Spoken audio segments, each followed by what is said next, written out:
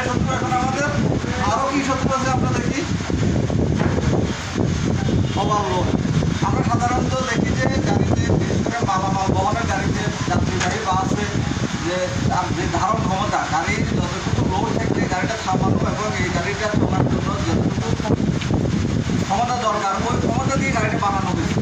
এখন যখন অধিক ক্ষমতা, অধিক মালামাল বহন করবো তার ধারণ ক্ষমতার বাইরে, তখন কিন্তু এটা তার যে কাজটা পরিপূর্ণভাবে করতে পারবে না এবং নির্দিষ্ট জায়গায় এটা ব্রেক হবে না এবং যে কোনো জায়গায় রাস্তায় দুর্ঘটনা তৈরি করতে পারে এবং এটা বিপদ হয়ে দাঁড়াবে।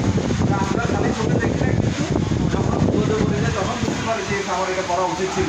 কিন্তু আমরা যদি আগের থেকে সতর্ক থাকি যে আমি 10 টনের গাড়িতে আমি 15 টন চালাইতে পারবো, কিন্তু সেটা যে কোনো সময় বিপদ হইতে পারে, বিপদ ঘটতে পারে এবং মালামাল এবং যান মালের ক্ষতি হতে পারে।